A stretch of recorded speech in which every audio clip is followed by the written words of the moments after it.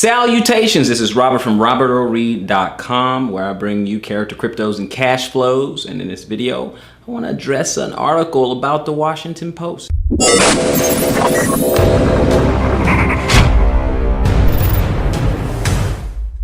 You know, when someone doesn't really know a thing, you can tell. You can tell.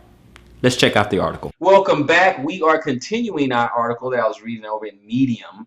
And it was just talking about an article from the Washington Post where they're saying or entitled that Bitcoin was still a disaster. And if you watch the last video, we're just talking about there's a lot of misconceptions that needs to be addressed. And I think the writer of the article here in Medium was addressed it quite well. I couldn't have put it better myself. So I just want to share it direct from the article. Just share it with you guys so you guys can get it a better understanding.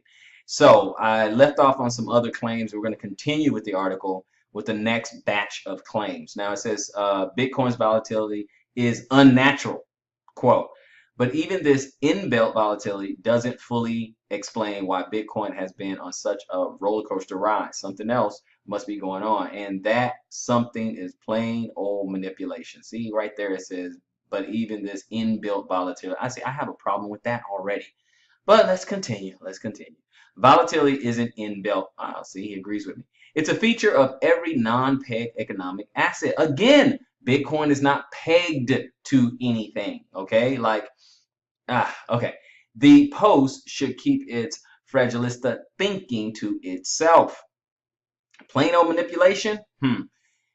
You really mean to tell me you think that $100 billion network was manipulated into existence? It is so difficult to accept that Bitcoin provides a differentiated, useful service to millions of people worldwide, and that's why it has value. Does the Post have any proof that markets are not long-term efficient?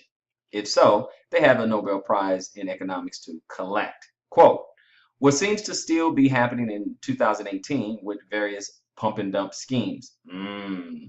That's a big claim there. Don't conflate Bitcoin with random worthless altcoins. There is a lot of P&D or pump and dumps in this industry, but it is infeasible in the extreme to pump and dump Bitcoin. I agree. You know how much Bitcoin is right now? Okay, if you're part of a P&D group, you target alts in the $50 to $300 million range, not Bitcoin. Yeah, that is the mothership. So, yeah. Claim, the next claim. Bitcoin is only used as a currency due to the wealth effect. The first is what makes Bitcoin work as a way to transfer things. The expectation that its price will keep rising. No. That's not what makes it work. That's not how it works. That's not how any of this works. It works as a way to transfer things because it's a pretty good distributed clearinghouse for value. If Bitcoin were stagnant at $1,000 for the next 10 years, it would maintain a good way to transfer things because that has a use, people. During the 18-month bear market that began in January 2014, people still use Bitcoin. In fact, usage grew consistently the entire time. Bitcoin offers transactors a rival benefit, something they cannot find anywhere else. It's unique among cryptocurrencies as it boasts the best reliability, uptime, dedicated track record, and protocol developer community. It's unique among monetary assets because it offers properties not instantiated by gold or the USD. There's a reason people choose Bitcoin. Next claim. Bitcoin's deflationary characteristics mean that no one uses it. No one uses it. Nice. Okay. Quote, why spend $100 worth of Bitcoin today if you think it's going to be worth 1,000 in a not too distant tomorrow? You wouldn't, and people aren't. Nice. Shameless plug. I urge you to consult my website, Coinmetrics. Well, no problem. It is his article where we make this data free and available so anyone can use it. Conservatively, Bitcoin saw $2.5 billion in on-chain transaction volume yesterday. That's omitting all the off-chain transactions that occur on open dimes and second layer networks like Lightning and internally at Zappos I guess that's how you pronounce it, Zappos, and at Coinbase.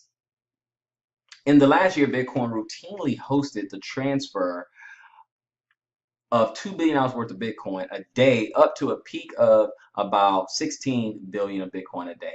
That's a lot of fake transactions. The anticipated, I like that. I'm sorry. I like that. That was good. The anticipated response to this form from the skeptic is that on-chain volumes are just a clearinghouse for the multitude of exchanges worldwide, or simply a way for individuals to access the altcoin casino. The former is probably true.